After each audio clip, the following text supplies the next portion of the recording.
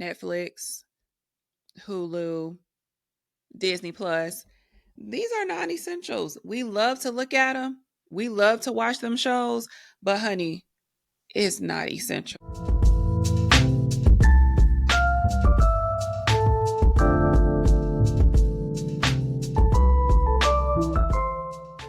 Hi, and welcome to the Me, Aubrey, and Eyeshadow podcast. I am the host, Carissia, and on this podcast, I help moms through their motherhood journey. We focus on topics that every mom faces, and I hope that you can find something that's going to help you along your journey and join the community. I would love to have you here and be your sister mom. Okay, today we are going to talk about overcoming financial struggles. This is going to be a two-part series, so I'm just going to jump right into it. I do have some notes here, so I am going to refer to them from time to time. So, struggle number one, actually overcoming financial struggles. One of the things that we all struggle with from time to time or in general is finances. That's a huge struggle. That's a huge area where moms and people in general face. And when you have a child, that becomes even bigger. So I'm going to talk about that today. Number one, to help us overcome struggles is to create a budget. We hear this all the time: create a budget, create a budget. You want to track your income and your expenses, and you need to understand where your money is going. Okay. This can be pretty boring, but I promise you, once you know where your money is going, you can organize it and spend it a little more wisely.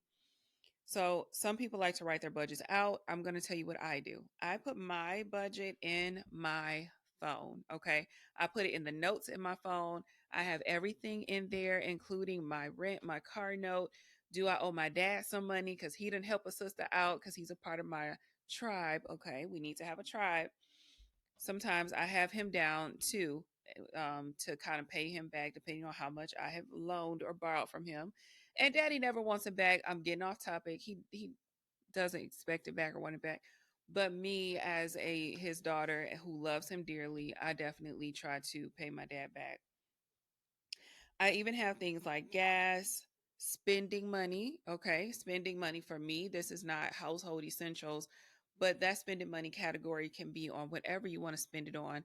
I have a category for my daughter, money for her. So that's going to go for towards the things that she needs. So that's another category I have. And the way I do this, because I get paid twice a month, okay, every 2 weeks, that's kind of standard. Some people get paid more often, some people get paid less. But the way I work my budget is I break my expenses down in half because I get paid twice a month. Okay. So let's say if the rent is $1,200, then on one check, I set aside $600. And then on the next check, I take another $600, and that'll be the rent for the month. That's what I'll pay. Okay. Then I have my 1200. If I get paid 4 times a week, then I would divide that by four, and I would set aside um $400. No, that's not right. Yes, it is. $300, excuse me. I'm sorry, I had to do the math. I didn't say I was a math whiz, okay? But I would set aside $300 every week until I got to the end of the month and had that $1,200 to pay on the rent. Now, something I've started doing recently, meaning within the last 2 weeks, is making a payment on my bills. Instead of, I used to put that cash in an envelope, and I would save it until the end of the month till it was time to pay that bill. And then I would take the money out of the envelope and I will put it in my bank account. Well, I stopped doing that. Now, what I do when I get paid, I just put half of the amount owed on that bill. I already have my car note set up to come out when I get paid every 2 weeks. So that's split in half. And then I take the rest of my bills and I pay them. So I go and pay my lights and gas bill. I put half on that one check, half on the rest, half of it, the rest when I get paid again. So I hope that helps somebody. That really helped me. That was something I learned from a personal trainer I used to have years ago. I was like, I can't afford you, dude. And he was like, well, just do it like this. And I've been doing it like that ever since. Sometimes I get off track, but I can always go back. So I want you guys to take that out of this. When you set up your budget, see where your money is going, and then just pay half. And what it does is it keeps you from being totally wiped out from one check. Okay, imagine paying all of your bills. If you had to pay all of your rent from one check and then the rest of your bills from another check, and you feel like you're just constantly on zero. Sometimes you can just hold on to a little bit. If something comes up, maybe you'll take a little bit here, a little bit there. That leaves you where you're not just sitting on zero all the time. And that's also going to help while you're building your savings, okay? Because that is I think that is a tip to coming down the line. So number 2, seek financial assistance, okay? Explore what government programs are available to you and your family.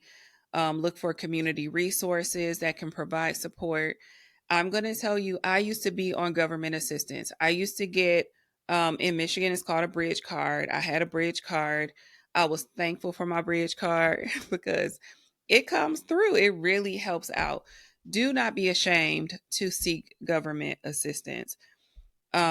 Somebody who's growing up, you may have this idea like, I don't want to be in the system. I don't want, but no, listen, that's what it's there for. It's called assistance. It's going to get you from this point until you can carry it all yourself. It's nothing to be ashamed of. It's there to help you out, help you and your children and your family out until you can get yourself back on your feet. Sometimes things happen and we find ourselves in situations that we never thought we would be in. So don't feel bad. Go on and apply for the assistance that you need and let them help you out. Get the groceries, feed your kids. And listen, let me tell you what I did. I would say once you get this assistance, if there's a meal that you have been wanting, honey, go get them groceries and make that meal, okay? Because when you start paying for your groceries again, their money is really going to be tight, okay? So splurge a little, make that meal, have a nice meal with your family, do some nice things, but use it for what the purpose is, which government assistance come in different ways. It can come in the form of housing with the reduced rent. I've had that as well. Government assistance with my housing. I've also had it with the food assistance, and also the medical care. All of these things are put in place to help you out. You may not start there, or you may not have ever been on it. I was a working woman. I worked until I lost my job, and then I had to get on it. Even if you find yourself now you're pregnant and you don't know how you're going to make things work out with a child, and things aren't going so great for you by yourself, now you have a child, seek the government programs because they are there to help you, okay? And they will help you out. It'll give you some peace of mind. And if you don't want to use it, as some people say, oh, it's a crutch or whatever, it doesn't have to be. It's just something to help you get from point A to point B, and to help you along until you can carry yourself again. Okay? Let's take a quick drink there. Now, number 3, look for opportunities to bring in more money through a part time job or a gig or a side hustle or something like that. This one, I think, is huge. Okay. Some people may feel like, oh, I don't have a skill. I don't know what I can do. We can all pick something up. I personally went through Votech while I was in high school, and I have my cosmetology license, so I learned how to do hair. I also learned how to do nails. Well, these are things that now that I know how to do them, if I wanted to, I could make a little extra money doing them. I choose not to at the moment, but if I wanted to, I could. In the past, I did. Another way that helps me though is that when it is time for to do things, if I want my nails done, I do them myself. I do my hair myself. The only thing I do myself with my hair is maybe some color, and I definitely don't cut it. Okay, I have somebody I go to for that. But try to find you a little side hustle, a little side gig. There's always some way to do something where you're not out of the home. People are very creative these days. I'm not that girly, okay? I'm just not. The creative juices are not flowing over here, but there people find all kinds of things, okay? Some crochet. I've seen people make mugs or bedazzle mugs and things like that. People have balloon businesses. There are ways out there to bring in a little extra cash. All right. So that's point number 3. Number 4, build an emergency fund. Okay. It says save a portion of your income, your regular income, to cover unexpected expenses, emergencies, like getting your car fixed or medical bills. If you feel like I can't even get through my month, how am I going to save anything? Can you set aside $2 or $5? Start small. You don't have to set aside $100 every week or anything like that. Set aside what you can. Get you a credit union account. Sometimes they want you to have a minimum of $10 in there. Put your $10 to get it started. And I say a credit union because usually they have higher interest rates on their savings accounts. So get you a credit union account, have your little $5 whenever you get paid or $2 automatically going into that account. That way you don't miss it. Okay.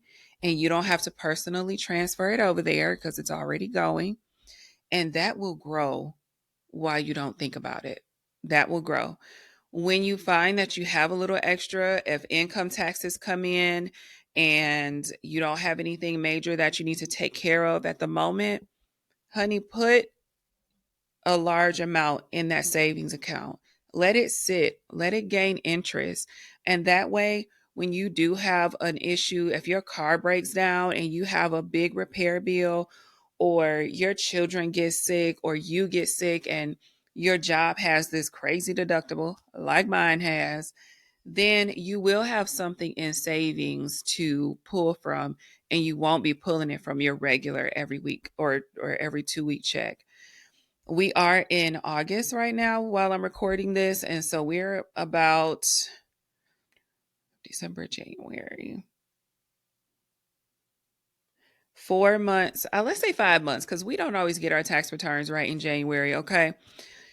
We're 5 or 6 months away from when we can file our taxes.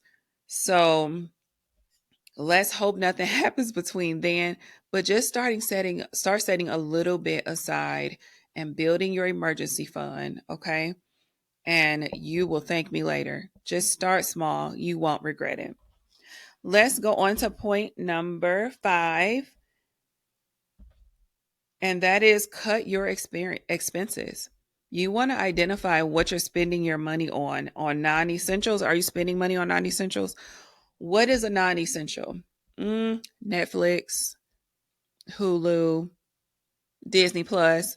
These are non-essentials. We love to look at them. We love to watch them shows, but honey, it's not essential. It's not necessary. And your kids, yeah, they love to look at Disney Plus and all that stuff. It's not necessary. Okay. It's not.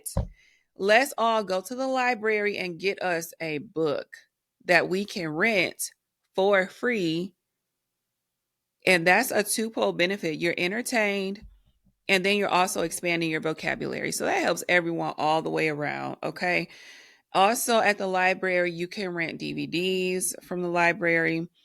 So that's an option too. Don't let your money go down the drain. When you look up and you're spending $10 here, you're spending $10 there for these different streaming companies, and you will look up and you're spending $50 a month on something that's really not necessary. If we can detach ourselves from some non-essential things while we get our finances in order, then maybe when things are a little more stable for us, then we can add one or two back. And what you'll find is that you don't miss these things anyway. Some of the shows that you like, oh, that's my show, that's my show. Don't look at it for a couple weeks. You're not going to miss it. And what really are you missing? You can always come back to it later. Right now, we want to focus on getting our finances in order so that we can say, okay, the struggle has eased up a little bit. I have done what I needed to do, but you always want to have something to fall back on. So look at those non-essential spending, um, the non-essentials expenses rather that are coming out of your budget every month, and let's reduce them and find out. And let me give you something else. Once you reduce those, then maybe you'll have a little more money to go into your emergency fund. Or maybe you have a bill, or maybe you have some debt that you want to pay off. Take that extra $10 that you're spending on these streaming services and put it towards that debt, and let's pay that off more. And then you'll have even more money freed up. Okay. Now, this is point number 6. This is my last point, and that is negotiate bills. This one for me is a little difficult because I am a non-confrontational person, and I find calling when they say you owe this, I just want to pay what they say I owe. However, when you have a medical bill and you know that they want, let's say, $130, and you don't have $130 to give, call them and say, hey, I can give you $25 a day. I can give you $25 today. Can we do that each month, or $20 or $10? That's how much I can afford. And send that to them. If they say no, send it to them anyway. And that way you're chipping away at that debt, that expense. Or look at your electricity bill or your gas bill. Find out if there is another gas provider and if they are offering lower rates. That's something that I did, and my bill went down because I changed where my gas was coming from. Sometimes there are other companies out there with lower rates. Negotiate. Go look for another insurance carrier for your car or your home. See if you can have lower rates there. And here's another thing. Once your credit score starts going up, I'm not saying that you all have bad credit, but if your credit score goes up, take advantage of that time when you see that it's up. Go find and see if you can get you a lower insurance rating, because you can. And that will help you spend less money as well. So that was 6 tips. This is part 1. I'm going to come back with part 2 of overcoming financial struggles for moms, to help us single moms out there. This has been your host, Carissa, and I will see you next time. Thanks, ladies.